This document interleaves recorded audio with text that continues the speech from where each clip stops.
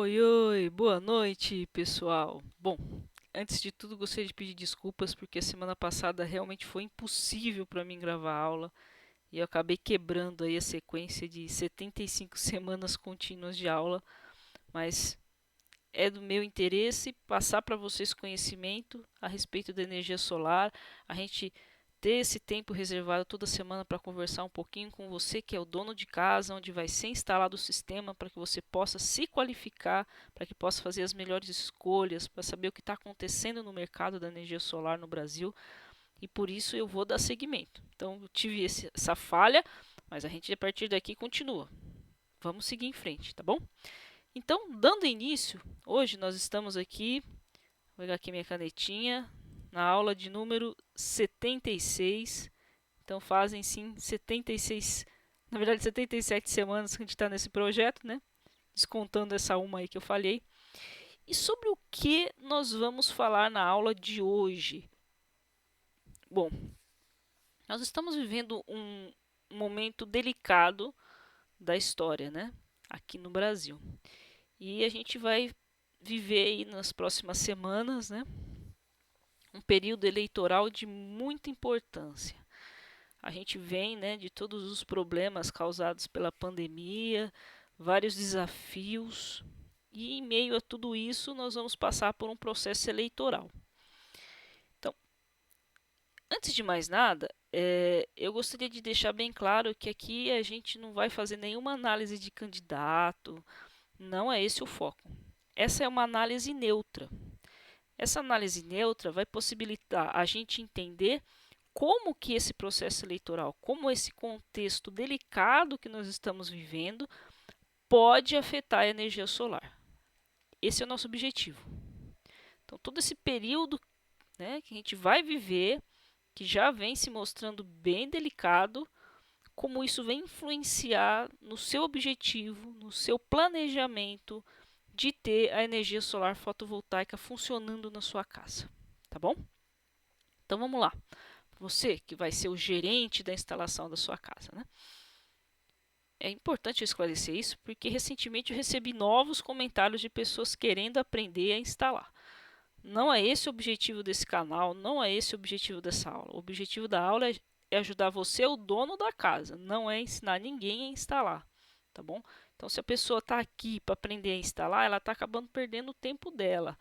Eu preciso deixar isso claro, porque não é esse o foco, tá certo? Então, para você que é o gerente da instalação da sua casa, e que pretende ser, né? Desculpa, que é seu planejamento atingir esse objetivo, vamos para a aulinha de hoje e vamos, como é nosso costume, ter uma aula organizada. Quais são os tópicos da aula de hoje? Dentro desse conceito, desse período eleitoral que nós estamos vivendo agora em 2022, como que o cenário econômico é afetado? E nós vamos fazer essa análise de duas maneiras.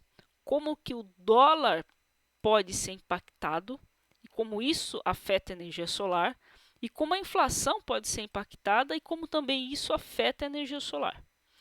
Depois nós vamos dar uma olhadinha, dar uma entendida um pouco melhor sobre medidas provisórias e como essas medidas afetam a energia solar fotovoltaica. Depois nós vamos falar um pouquinho sobre o Congresso Nacional. Como que o Congresso, aquelas pessoas lá que trabalham dentro do Congresso, que são eleitas pelo seu voto, como que elas também podem afetar a energia solar fotovoltaica. E por último, como não poderia deixar de faltar, uma dica de aplicação para que vocês possam sair daqui e pôr esse conhecimento em prática. Acredito que todos que estão vendo essa aula têm essa possibilidade de aplicar já o que vai ser dito na aula de hoje. Maravilha? Então vamos dar continuidade. Vamos tratar do nosso primeiro ponto. Dentro de um cenário eleitoral, né? Ainda mais, desculpa, é o meu famoso soluço. Essas eleições em que envolvem a eleição do presidente, dos senadores e dos deputados estaduais e federais, isso mexe muito com o cenário econômico do país. Porque quando a gente tem uma eleição de prefeito e vereador, que é algo mais próximo do nosso dia a dia, mas que fica concentrado às cidades, isso impacta diretamente a energia solar fotovoltaica, mas as eleições de agora impactam. Por quê? Porque nessa foto aqui, que representa o mercado financeiro, ele é impactado diretamente, vamos dizer assim, é uma palavra até talvez não um pouco forte, mas é para vocês poderem entender que o mercado financeiro ele precisa ter um sentimento, acho que essa é a palavra delicada, né? Um sentimento de confiança na estabilidade. Como assim? Por quê? Dependendo dos candidatos, dependendo de quem for eleito, a economia ela vai para um lado. Qual que é o cenário econômico que os investidores gostam? Eles gostam de um cenário econômico que eles chamam de centralizado, que não tem grandes mudanças. Nem ele vai muito para o lado da direita, que seria mais o lado das pessoas com dinheiro, né? Vamos falar assim, vamos ser bem claros aqui, vamos ser transparentes, né? A gente está trazendo uma análise neutra. Então, o lado direito normalmente é o lado das pessoas que têm mais dinheiro, e o lado da esquerda normalmente é o lado das pessoas que trabalham, que lutam pela vida, né? Então, a massa, né? A chamada massa. E o lado direito é mais a elite. Então, como que esse mercado financeiro vê? Ele acha, né, que o mais interessante é você ficar no meio, é você ficar no centro. Nem entender muito para um lado, nem entender muito para um outro. Mas pelo que a gente está vendo nas pesquisas, pelo que a gente vê na TV, pelo que a gente vê nas conversas, a gente vive um período de eleição que tende sim para um dos lados e não permanecer no centro. Então, esse mercado financeiro ele fica bem revoltoso, vamos falar assim. Cria-se uma situação de instabilidade. E por que esse cenário econômico, esse mercado financeiro dentro do cenário econômico, ele é tão importante? Porque nós vivemos num mundo globalizado, né? Todos nós já sabemos disso, né? Recentemente, né, a gente teve lá a guerra da Ucrânia, que ainda não acabou, mas nós víamos em tempo real o que estava acontecendo. Instabilidade. Desculpa, gente.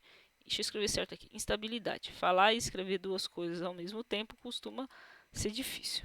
Então, nós vivemos aqui esse período de instabilidade. Então, eu estava comentando com vocês que nós vivemos num mundo globalizado atualmente e que as coisas acontecem do outro lado do mundo e a gente imediatamente sabe o que está acontecendo, como por exemplo da guerra da Ucrânia, que a gente ficava muito sensibilizado, acredito que vocês também ficaram, com a morte de pessoas civis, né, o ataque às cidades, coisa muito forte, crianças, né, mulheres fugindo, pessoas idosas, é algo que machuca o coração da gente. Mas isso serve para a gente só dar uma raciocinada de que nós estamos vivendo nesse mundo globalizado, que as coisas que acontecem em outro país afetam aqui. Por exemplo, essa guerra afetou o preço dos combustíveis, né, porque houve a escassez de combustível no mercado global, afetou a questão dos fertilizantes, não sei se vocês se lembram. Então, o mundo está interconectado. E isso também se aplica ao mercado financeiro. Então, outros países, outros investidores, e principalmente se falando ainda de mercado da energia solar fotovoltaica, em que a maioria dos produtos são comprados da China, então para que a gente tenha disponibilidade aqui no Brasil, a gente precisa do investimento desse mercado financeiro.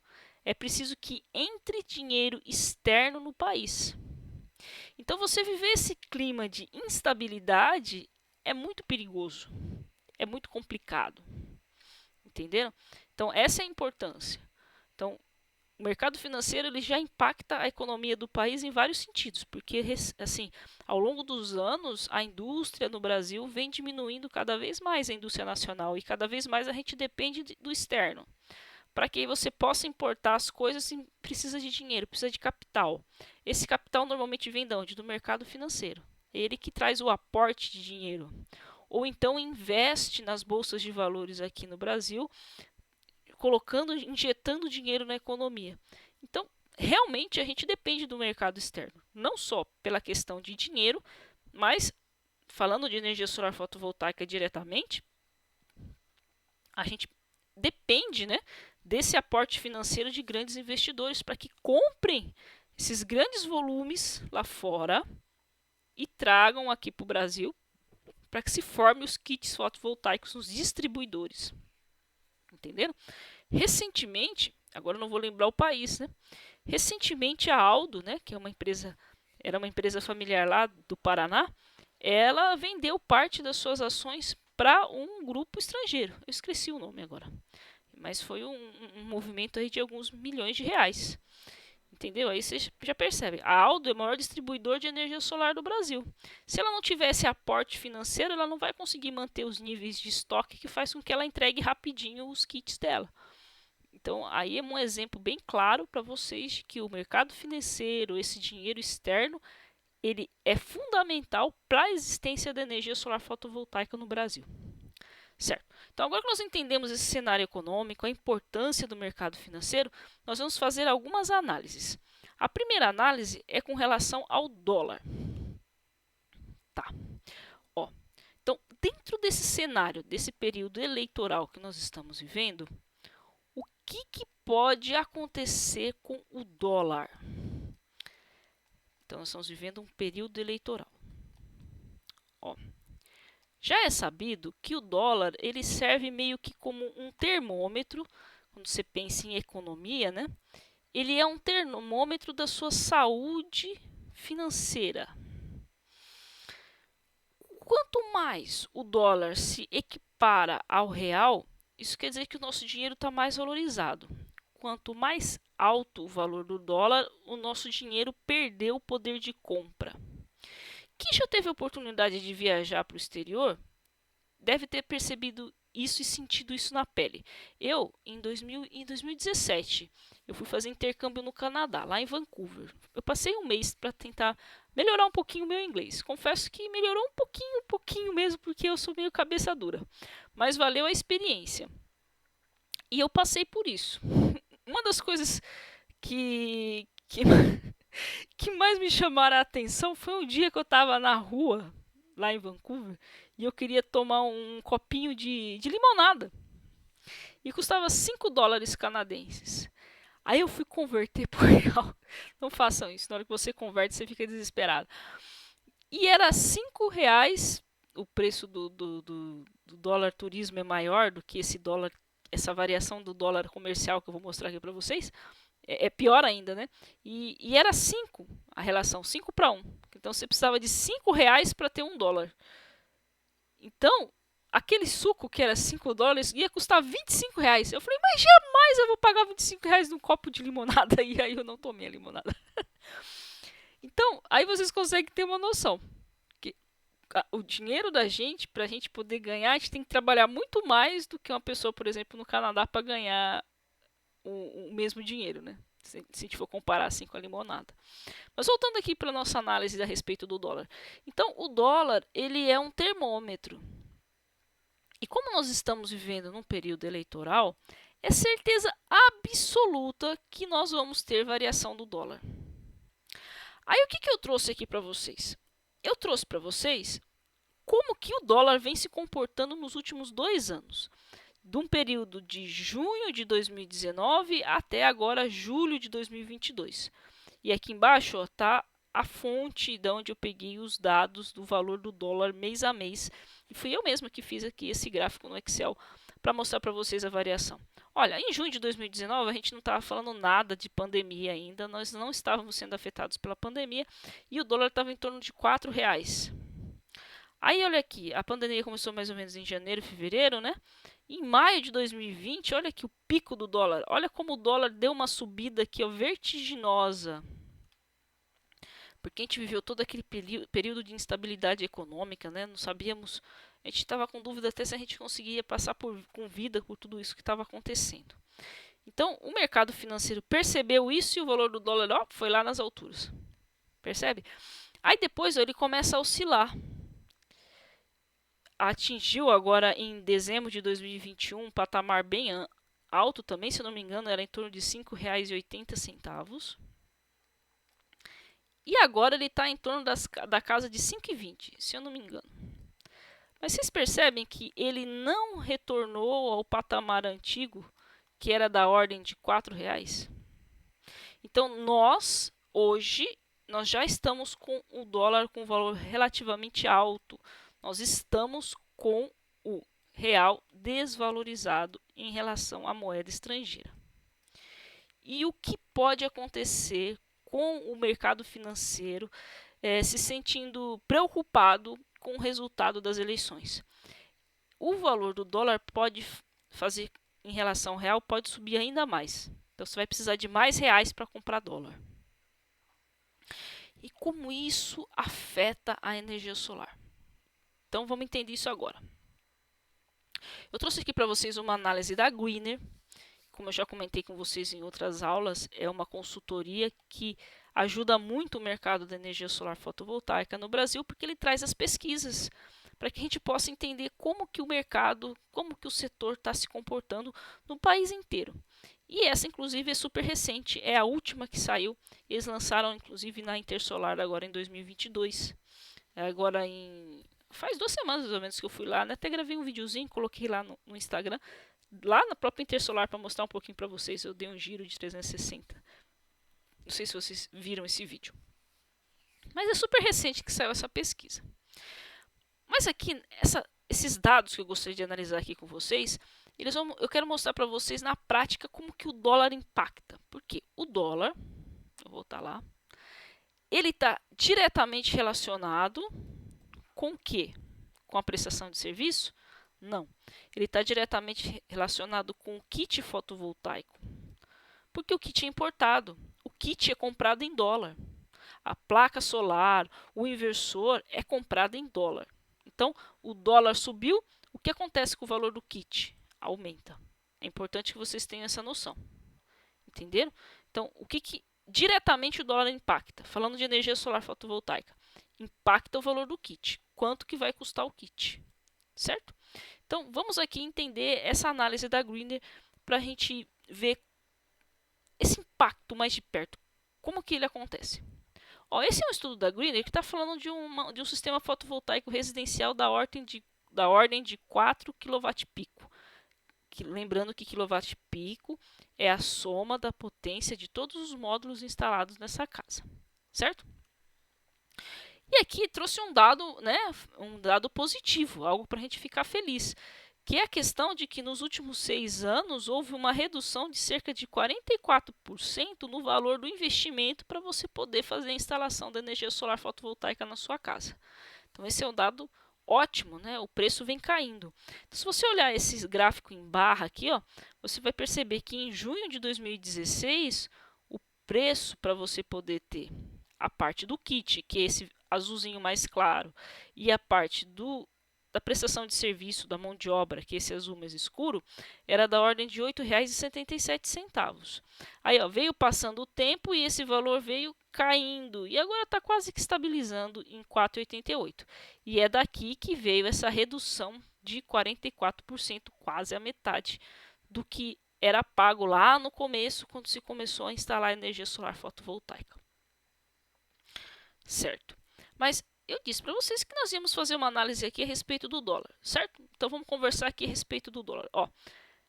Quando que acontece a nossa análise aqui do dólar? A gente começa a falar em dólar em junho de 2019, na nossa análise.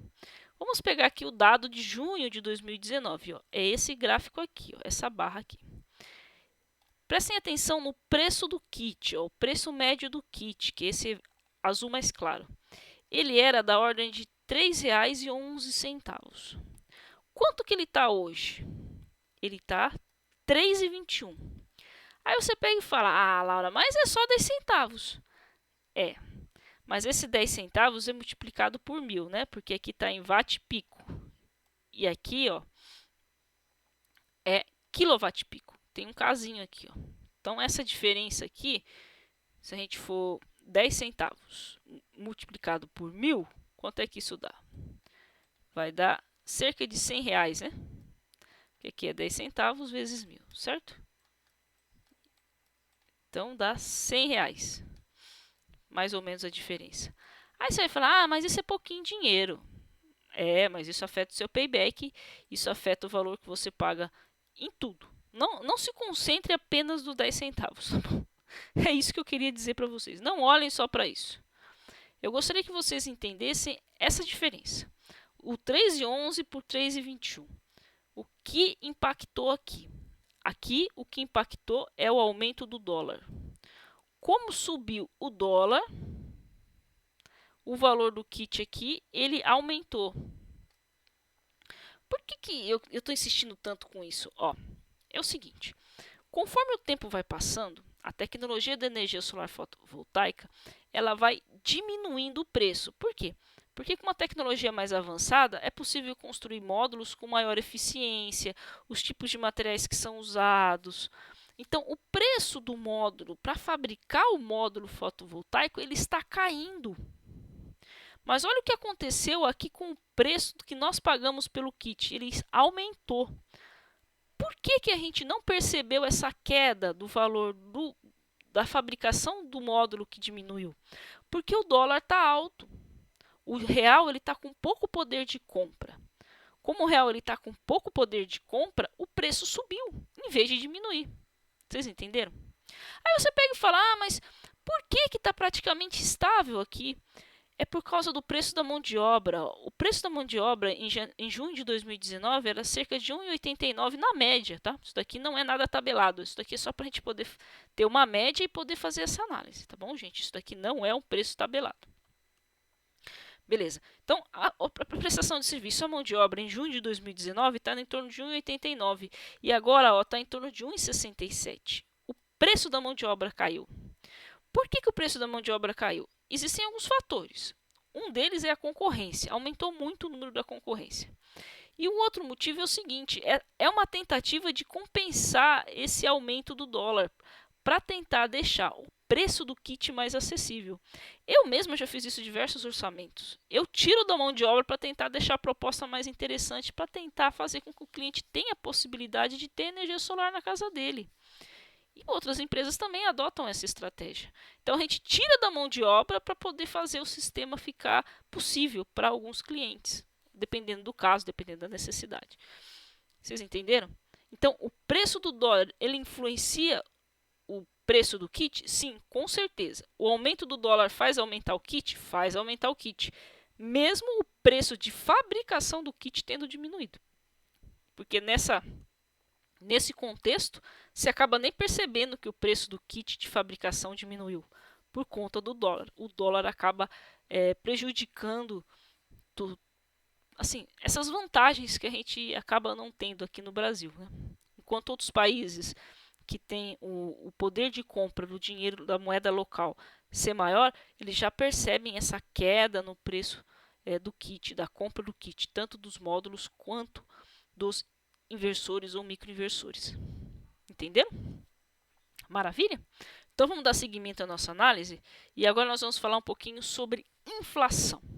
Ó, inflação, que é aquilo que a gente sente no bolso, né? Que é novamente o dinheiro perdendo poder de compra. Eu comprei hoje, foi ontem. Foi ontem. Um bolinho. Sabe esses bolinhos? Parece bolo caseiro, assim, que não tem cobertura nem nada. Aquele bolo simples. Paguei aqui em São Paulo, está em torno de R$10 um bolinho. O lugar mais barato que eu encontrei. Não faz muito tempo que era R$5. O que aconteceu? Aumentou a inflação, aumentou o preço dos alimentos, o nosso dinheiro perdeu o poder de compra, algo que vocês estão cansados de saber. Porque o dinheiro que dava para fazer a compra do mês há um ano atrás, esse ano não dá mais. A gente sai do mercado com menos coisas, não é? A gente sabe o que é inflação, a gente sente isso no bolso. Só que a inflação, em termos econômicos, né, é chamado de IPCA. Então esse é o nomezinho técnico, vamos falar assim, da inflação. E eu trouxe novamente aqui um gráfico. O período de análise é o mesmo, de junho de 2019 a junho de 2022, onde essa linha aqui em azul é o IPCA. E eu gostaria muito que vocês conseguissem entender, ver nessas linhas aqui, a gente vai juntos percorrer elas, para vocês perceberem, ó, olha o que está acontecendo com essa linha, olha aqui o meu dedinho. Então, eu estava com uma inflação em torno aqui de 3,5%, aí deu uma caída aqui em outubro de 2019, aí em dezembro voltou a subir, Aí em maio de 20, que foi na questão da pandemia, chegou a quase 2%, caiu a inflação, porque estava tudo.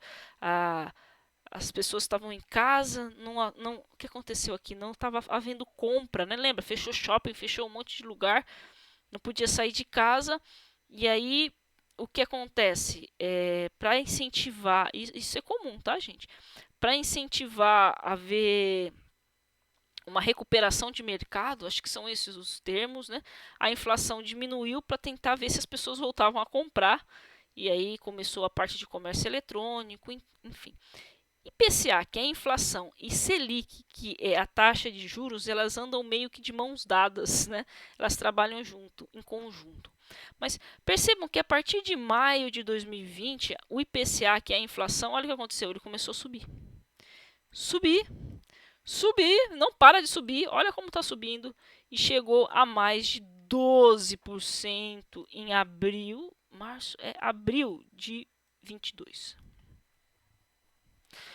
Só para esclarecer, aqui tá os locais onde eu peguei os dados, tá? Eu que montei o Excel, mas eu peguei os dados para colocar a tabelinha para fazer o gráfico aqui nesses sites. Aí você fala, caramba, mas com uma inflação em torno de 12%, como que isso me afeta na energia solar? Porque no mercado a gente já sabe que tá difícil pagar comida, a gente já entendeu. Mas como que isso afeta a energia solar? Lembra que eu falei para vocês que o IPCA, que é a inflação, ela anda de mão dada com a taxa Selic, que é a taxa base de juros, né? O que significa uma taxa base de juros? Significa que se você for tomar um empréstimo, os juros que você paga com a Selic mais alta é maior ainda. Porque quando você pega um empréstimo de um banco, é a Selic mais alguma coisa. Por isso que se diz que é a taxa base, né? Menos do que isso não vai ter. É a Selic mais alguma coisa. E essa linha laranja aqui de baixo, ó, justamente é a Selic. E percebem que apesar da gente estar aqui numa proporção diferente, né? Aqui nós estamos falando de porcentagem e aqui é o tempo, né? A linha do tempo. Então, apesar da gente estar a gente chama como se fosse um zoom, um zoom diferente. Aqui a gente está olhando o gráfico mais de perto e aqui a gente está olhando o gráfico mais de longe. Mas vocês percebem que acompanhando aqui a linha laranja, novamente aqui, ó, quando houve a fase da pandemia, a taxa base de juros diminuiu bastante porque caiu o consumo. E depois, olha, começou a taxa Selic a aumentar. E é porque aqui a gente está considerando mês a mês, né? Mas a anual, se eu não me engano, está 13,75%. Só que aqui é por ano, tá? A gente fala assim, ó, ao ano. Ao ano. E não mês a mês, como eu montei no gráfico, para a gente poder ter uma comparação mais justa. Então, o que essa taxa Selic tão alta afeta a energia solar? Ela vai afetar os juros e, consequentemente, ela afeta o financiamento da energia solar. É assim que a gente é afetado por essa questão da inflação. Então, a inflação afeta o financiamento. Para vocês terem uma noção, um parâmetro de comparação, eu tive um cliente que comprou aqui, ó, nessa fase baixa da taxa Selic. Ele comprou um sistema de energia fotovoltaica, solar fotovoltaica, com uma taxa de juros de 2% ao ano. Isso é nada, é praticamente sem juros. Se eu não me engano, acho que foi em 60 vezes. Então ele pegou uma hora muito boa para comprar energia solar.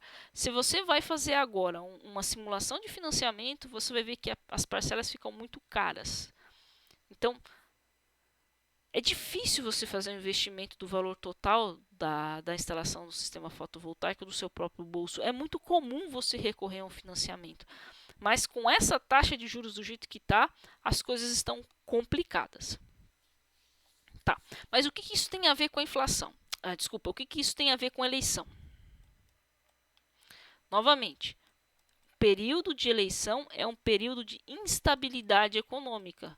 Lembra? Os investidores estrangeiros, o mercado financeiro, ele não vê com bons olhos esse período. E o que ele faz? Na maioria das vezes, ele retira o dinheiro do país. Ao retirar o dinheiro do país, o que acontece com o dólar? Começa a subir. Por quê? Porque o Banco Central, né, a parte do Ministério da Economia, eles tentam segurar essa saída de dólar. E aí eles começam a usar alguns argumentos, algumas estratégias econômicas, vamos falar assim, né? Uma é comprar dólar, injetar dólar, eles mesmos fazem isso. Só que existe um outro revés dessa história toda, que é a questão da inflação. A instabilidade política faz com que a inflação suba ainda mais. Então, a gente vem de um aumento vertiginoso de inflação devido à pandemia e devido, enfim, a toda a situação econômica do país. Só que o período eleitoral faz com que a inflação suba também. Então, a gente pode ter ainda mais um aumento ainda maior da inflação por conta desse período eleitoral. Só que eu gostaria aqui de trazer um outro comentário para vocês, que é algo muito batido, se fala bastante nisso, mas eu gostaria de comentar. Uma das formas do Banco Central controlar a inflação, agora a gente está falando da inflação do IPCA, é aumentando a Selic. Então, ele aumenta a Selic para poder conter o consumo, ele quer frear o consumo, se tornando mais difícil você financiar qualquer coisa, porque fica mais caro e aí você deixa de fazer. E aí, nessa tentativa de ele frear o consumo, ele tem a expectativa de que baixe a inflação. Mas olha só, realmente a Selic está aumentando. Só que na prática, o IPCA ele não está diminuindo, ele continua aumentando, mesmo mexendo na Selic. Então, só isso não está bastando. E como a gente está num período de eleição, então a tendência é que nós tenhamos ainda mais inflação por causa do período eleitoral. E isso vai afetar o quê? Isso vai afetar as linhas de crédito, isso vai afetar o financiamento. E aí eu trouxe aqui uma outra análise da Gwinner que fala justamente sobre essa questão de financiamento. Por quê? Porque a maioria das pessoas, para poder adquirir a energia solar fotovoltaica na casa delas, usa as linhas de crédito. E eu trouxe aqui para vocês alguns números. Então, por exemplo, a BV é a principal fonte de crédito, mas já é sabido que a BV tem já uma taxa de juros mais salgadinha. Depois vem o Banco Santander, depois vem o Solfácil, Banco do Brasil, Sicredi, Sicobi, Bradesco, Caixa Econômica e outras instituições financeiras. Percebe? Existe toda uma cesta que eles falam, né? Existe todo um conjunto de empresas, de instituições financeiras que financiam a energia solar fotovoltaica. E quando você tem essa Selic, essa inflação muito alta, o que acontece? Esse financiamento ele começa a ficar meio não vantajoso. Quando que eu percebo que um financiamento não está vantajoso para a energia solar fotovoltaica? É simples. Decorem o que eu vou dizer. Para que um financiamento ele seja vantajoso, o que ele precisa? Ele precisa fazer o seguinte: o valor pago pela parcela do financiamento ele tem que corresponder ao valor pago anteriormente na sua conta de luz. Vou explicar. Suponhamos que você pague hoje, vou escrever aqui, tomar cuidado para não ficar atrás no tampo, né? Então, suponhamos que você pague hoje R$ 100 de conta de luz. Um exemplo, só para a gente conversar aqui e raciocinar. Para que um financiamento ele seja vantajoso, o valor da sua parcela tem que ser em torno de R$ 100. Estou fazendo aqui uma conta de padeiro para vocês entenderem, mas nunca se esqueça que a energia solar não derruba toda a conta de luz. Você sempre tem a taxa mínima para você pagar, que isso não diminui, e no sistema bifásico é 50 kWh, no sistema trifásico é 100 kWh, e também não derruba a iluminação pública, tá bom? Então, um exemplo. Vou mudar aqui meu exemplo, tá? Então, vamos pensar que eu tenho uma conta de luz de R$ 150, tá bom? Vou pagar aqui, Aqui é borrachinha, vou fazer direitinho, ó. Aí, agora ficou bom. Então, ó, vamos pensar que eu tenho uma conta de luz de R$ 150. Então, vamos pensar que R$ 50 vai ficar para eu pagar a taxa mínima e a iluminação pública. Então, para que um financiamento seja interessante, ele tem que ser da ordem de R$ 100. Porque aquilo que eu produzo de energia solar fotovoltaica derruba minha conta de luz, aí eu pego esse dinheiro que eu economizei com energia solar e pago o financiamento. Aí eu não tiro o dinheiro do orçamento da família. Essa é a situação ideal. Qual é o problema? Devido à alta taxa de juros, essa conta não bate mais. Não acontece mais isso. Aquilo que você economiza na conta de luz paga o financiamento. Você tem que entrar sim com uma parte do dinheiro do orçamento da família. Entenderam? Então, é importantíssimo que quem vencer as eleições desse ano, principalmente a de da presidência, né? Da presidência da República, tenha uma equipe econômica que trabalhe muito essa questão da inflação, essa questão da Selic, essa questão de acalmar o mercado financeiro. Para quê? Para que a gente tenha um cenário ideal para tanto a compra do kit fotovoltaico quanto para usufruir das linhas de créditos que financiam a energia solar. Entenderam? Então, a equipe econômica, o futuro presidente da República, ele precisa ter um alinhamento muito claro de como ele pretende levar essa questão avante. Então, prestem bem atenção nesse detalhe. Vai depender muito de quem vai assumir o poder. A gente depende da pessoa que foi escolhida, né, de um regime democrático pela maioria dos votos, né? Eles falam a maioria dos votos elegíveis, né? Então, essa pessoa e essa equipe econômica, eu estou repetindo porque isso é muito importante, elas precisam ter um olhar apurado, elas precisam ter um planejamento, um plano de ação efetivo para melhorar esse cenário, porque se a gente continuar com a inflação subindo desse jeito, vai ficar cada vez mais difícil ter energia solar instalada na sua casa. Entenderam? Certo. Mas que mais? Que outras análises nós vamos fazer? Agora nós vamos fazer a análise vamos falar um pouquinho de leis. Eu não entendo muito bem disso não, mas eu trouxe aqui só para a gente dar uma conversada e poder aí chegarmos juntos numa conclusão de como essa questão das eleições, essa questão de quem vai assumir o poder vai afetar a energia solar fotovoltaica. E o ponto para que nós possamos conversar agora é a respeito dessa questão de medidas provisórias. Como assim? Ó, vamos relembrar. Essas eleições aqui, elas vão eleger que pessoas, né? Elas vão eleger o presidente da República, elas vão eleger os senadores, os deputados federais e os deputados estaduais. O que é uma medida provisória? Uma medida provisória, inclusive esse texto aqui, eu tirei do site do Congresso Nacional, está aqui o link e eu vou colocar ele depois na descrição aqui do YouTube para que vocês possam acessar ele e possam ler com calma, tá bom? Então, o que é uma medida provisória? Elas são normas que têm força de lei, mas elas são implementadas pelo presidente da República. Para que uma lei ela possa ocorrer pelo fluxo normal, ela tem que passar por aprovação do Congresso, às vezes por aprovação do Congresso e do Senado, às vezes por aprovação do Congresso e do Senado e sanção do presidente da República. Ela tem que passar por todos esses trâmites, por todos esses passos para que ela entre em vigor. Isso é o caminho normal. Mas uma medida provisória que é feita pelo presidente da República, ela tem força de lei e entra em vigor imediatamente.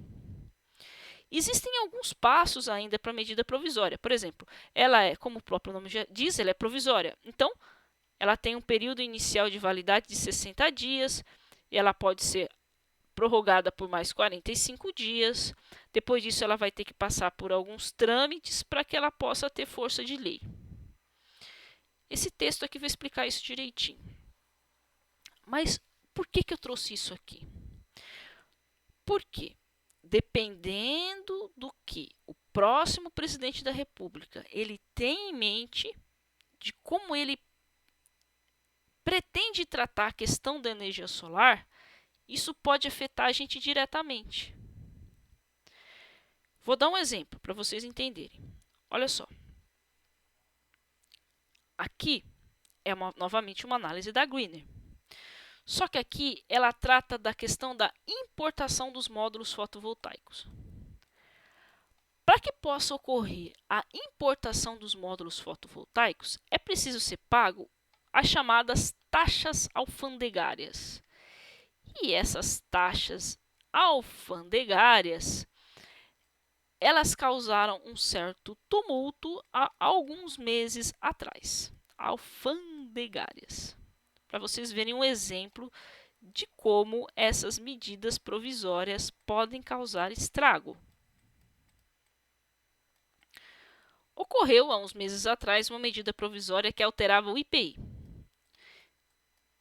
Isso fazia aumentar o preço dos módulos fotovoltaicos em quase 35%. Então, essa medida provisória que é editada, na verdade que é posta em vigor pelo presidente da República, pode afetar a energia solar? Sim, pode em vários aspectos, né? em várias questões, mas aí envolve questão jurídica, eu não vou saber explicar direitinho para vocês. Por isso eu trouxe um exemplo. Em que lugar, por exemplo, que essa medida provisória ela pode afetar? Ela pode afetar aqui, no preço final do módulo fotovoltaico. Como eu disse, essa daqui foi uma pesquisa feita pela Greener. E aqui ela traz para a gente o seguinte, ó. Essa linha azul é o preço do módulo fotovoltaico comprado lá da China. Quando você compra e coloca ele num container e importa.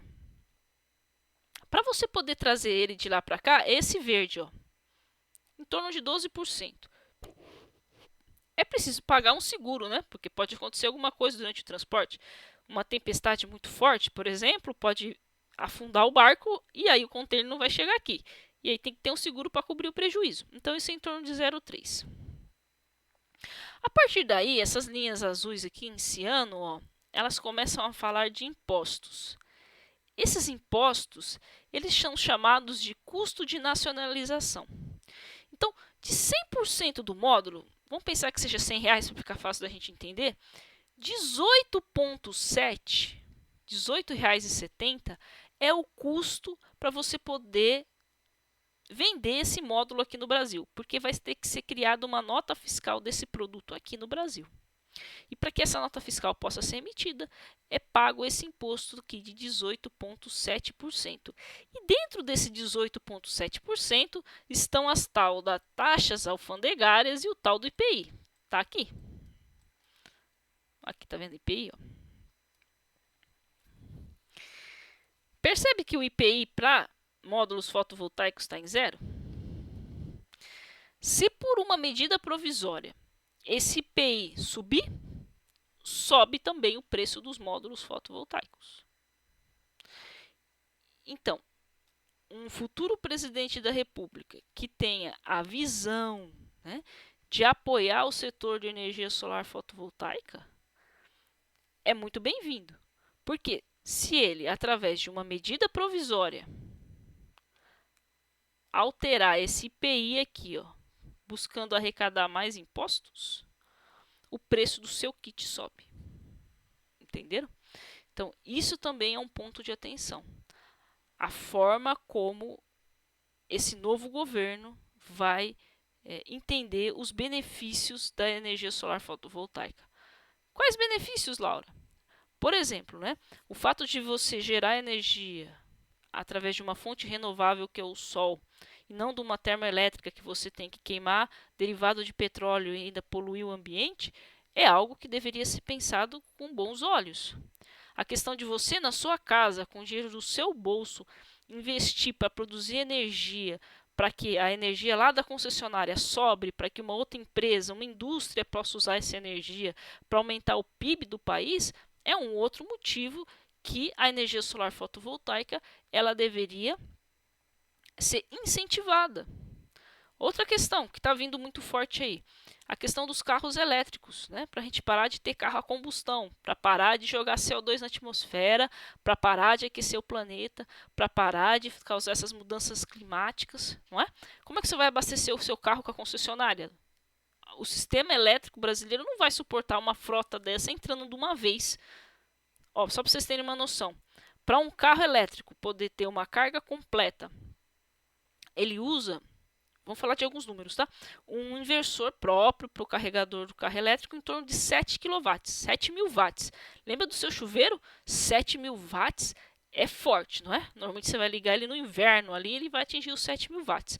Quantos minutos você fica no chuveiro com ele com a água fervendo, sabendo que o gasto da conta vai lá em cima? Você toma banho em 5 minutos correndo, não é? Com 7.000 watts? Então, para você ter uma carga completa de um carro usando um carregador de 7.000 watts, demora em torno de 8 horas. 8 horas contínuas com 7.000 watts.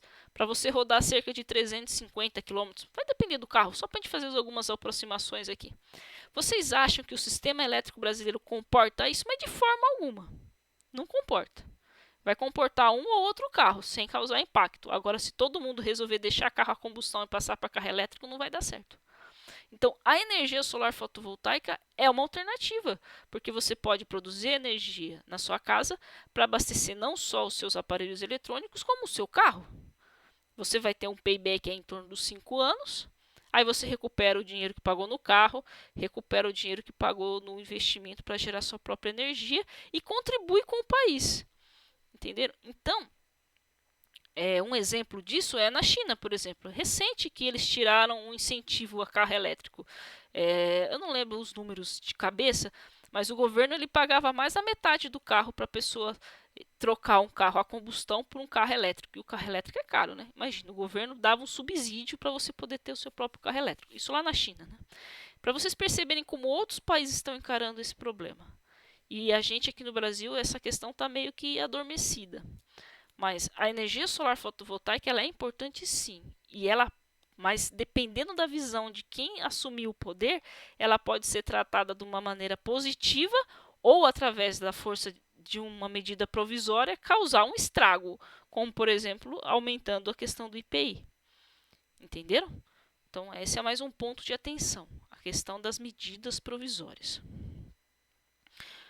O que mais nós vamos falar aqui? Agora nós vamos falar um pouquinho sobre o Congresso Nacional. Novamente eu vou deixar nos comentários aqui do YouTube para vocês lerem o texto completo do que seria o Congresso Nacional.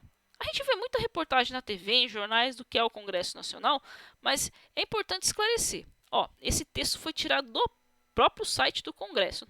Olha o que ele diz. Ó. O Poder Legislativo, segundo o artigo 44 da Constituição Federal de 88, é exercido pelo Congresso Nacional, que se compõe pela Câmara dos Deputados e do Senado Federal. Portanto, ele se organiza como um poder bicameral, quer dizer, existem duas câmaras, né, duas casas. A Câmara é composta por representantes do povo. Então, essas pessoas que estão lá no Congresso representam você e a mim, o povo. Eleito pelo sistema proporcional em cada estado, né? São eleitos pelo voto. E também pelo Distrito Federal. No total, são 513 deputados federais, com mandato de 4 anos. O número de deputados é proporcional à população do estado ou do Distrito Federal, com um limite mínimo de 8 e máximo de 70 deputados para cada um deles. Para o Senado, cada estado e o Distrito Federal elegem 3 senadores, com mandato de 8 anos, renovados de 4 em 4 anos. O que mais aqui eu gostaria de frisar? Ao tratar das competências do Congresso Nacional, nós podemos reuni-las em 3 conjuntos. O primeiro, das atribuições relacionadas a funções do Poder Legislativo, quer dizer, eles vão fazer as leis. O das atribuições das casas de Congresso, quando atuam separadamente. Eu já vi, deixa eu tentar explicar. Eu já vi isso algumas vezes. Por exemplo, o Congresso ele cria uma lei, aprova e tem que passar pelo Senado para ele aprovar também. Ou o Senado cria uma lei, aprova e tem que passar pelo Congresso para ele aprovar também. Então, as casas atuam separadamente. e também através do funcionamento, que é a parte terceira, de comissões mistas e de sessões conjuntas. Por exemplo, uma comissão famosa é a CPI. Vocês já ouviram falar sobre isso? Tá. Então, o Congresso, em resumo, ele vai criar as leis, ele vai modificar a Constituição, ele vai cuidar do orçamento, né, das partes, de como vai ser gasto o dinheiro público, ele vai fiscalizar, porque o Congresso é tido como poder legislativo, né? Ele vai fiscalizar o poder executivo, ele também vai atuar em conjunto com o poder judiciário. Então, ele tem uma série de atribuições muito importantes. E através do seu voto, são eleitos esses deputados federais de cada região. No total são 513, né? Que eles falou aqui, no máximo 81 por. Cadê? Perdi o número. Ou era 70? Tem um número máximo. Aqui, ó. Número mínimo de 80. Desculpa, número mínimo de 8 e máximo de 70 para cada estado. Vai depender da quantidade da população, né? Mas por que eu trouxe toda essa explicação, esses comentários com você a respeito do Congresso? Vocês se lembram da Lei 14.300? A Lei 14.300 não foi o marco legal da energia solar fotovoltaica? Foi. Tanto é que nós estamos aí, faltam praticamente 4 meses, né, para passar o período de transição, que está todo mundo preocupado com essa questão de taxar o sol, porque vai ser criado um novo imposto. Sim, é verdade, é um motivo de preocupação. Quem pode instalar energia solar fotovoltaica antes de janeiro de 2023 é uma boa oportunidade. Mas prestem atenção, aqui, essa lei, ela foi discutida no Congresso, ela foi aprovada no Congresso, depois ela foi aprovada no Senado e passou pela sanção do presidente e entrou em vigor dia 6 de janeiro de 2022, esse ano. Só que essa lei, ela não está sendo 100% cumprida. Já vou adiantar para vocês.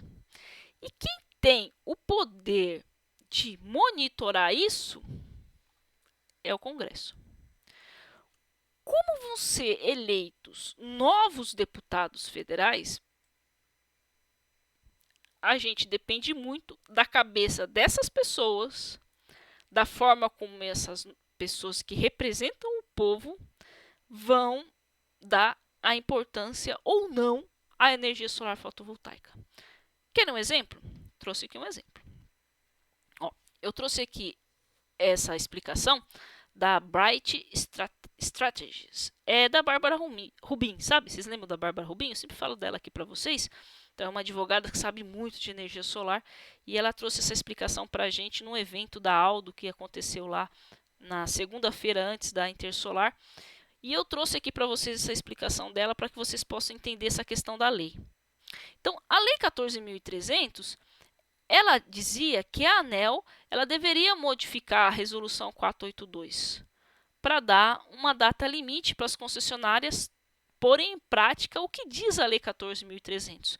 Porém, a ANEEL não fez isso ainda.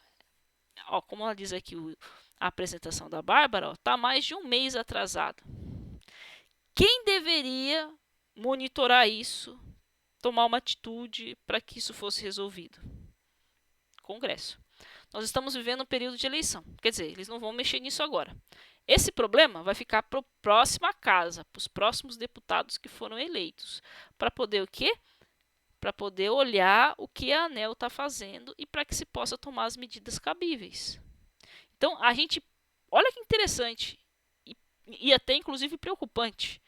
A gente depende desses 513 novos deputados federais, 513, não errei o número, não, é 513. A gente depende dessas novas 513 pessoas, a cabeça delas, a forma como elas pretendem representar o povo, para que a Lei 14.300, que já foi aprovada, possa ser realmente executada. Porque ela já mostra aqui um buraco, já temos um problema. A lei não está sendo 100% cumprida. Ela precisa de atenção, ela precisa de uma atuação da casa competente para poder resolver isso. Então, nós dependemos do próximo Congresso para que a Lei 14.300 possa, de fato, atender a tudo aquilo que ela foi discutida, que foi proposto ser feito. Né? Quer um exemplo? Vamos lá, para mais um exemplo. Aqui na CPFL Piratininga, que é da minha região, isso já está acontecendo, né? A questão de não ser cobrado duas vezes, né? Então, ou você produziu muita energia solar, derrubou a sua conta para o mínimo. Ou você paga em dinheiro a taxa mínima, ou você paga em créditos. Você não pode pagar nos dois. Se você paga em dinheiro, o seu crédito tem que ficar guardado para ser usado no próximo mês. Aqui na CPFL Piratininga isso já está acontecendo. Mas como a ANEEL ela não regulamentou isso, uma força de lei para que ela tem que alterar a resolução 482, para que todas as concessionárias obedeçam, é bem provável que dentro de um leque, não sei nem de quantas concessionárias tem no Brasil inteiro, alguma delas é capaz de não estar cumprindo com isso. Perceberam? Então, nós dependemos muito dessas pessoas aqui que vão ser eleitas, a cabeça delas, a forma delas representarem o povo, para que o nosso famoso marco legal possa realmente atingir tudo aquilo que ele foi proposto atingir. Entenderam? Maravilha. Então, para finalizar essa aulinha difícil de hoje, né? A gente não está falando diretamente sobre energia solar fotovoltaica, mas a gente está falando sobre como as eleições afetam a energia solar fotovoltaica. Eu gostaria de trazer esse ponto de aplicação para vocês, que é: tomem cuidado. Tomem muito cuidado a vocês exercerem o dever de cidadão de vocês ao exercerem o seu voto. Porque nós dependemos dessas pessoas que vão ser eleitas, tanto dos deputados, quanto dos senadores, quanto do presidente da República, a visão deles com relação à energia solar, como eles pretendem tratar essa questão, para que você possa ter a sua energia na sua casa com mais facilidade, com um financiamento acessível, quanto para nós que trabalhamos, para que possa também não acabar complicando ainda mais, né? Vocês se lembram, né, do desespero que foi quando se pensou que ia aumentar o IPI aqui, que ia aumentar as placas em 35%. Foi uma correria. Então, muito importante. Tomem muito cuidado, analisem bem a decisão que vocês vão tomar. Não tomem por impulso, porque as consequências não afetam só você, afetam todos, né? É isso, gente. Essa foi uma aulinha complicada. Eu fiz o meu melhor aqui, trazer para vocês uma explicação neutra a respeito das consequências das eleições, dos impactos, tanto econômico como essa questão de lei, acho que é legislativa que fala, né? Tanto o impacto econômico quanto legislativo, né? Como que as eleições afetam a energia solar, afetam e afetam muito. Tá certo? Então, desejo aí para vocês uma ótima semana e a gente se vê na próxima quarta-feira, mais pro fim da noite, assim, porque assim eu não furo horário, tá bom, gente? Então, um abraço, tudo de bom aí, até mais, tchau, tchau!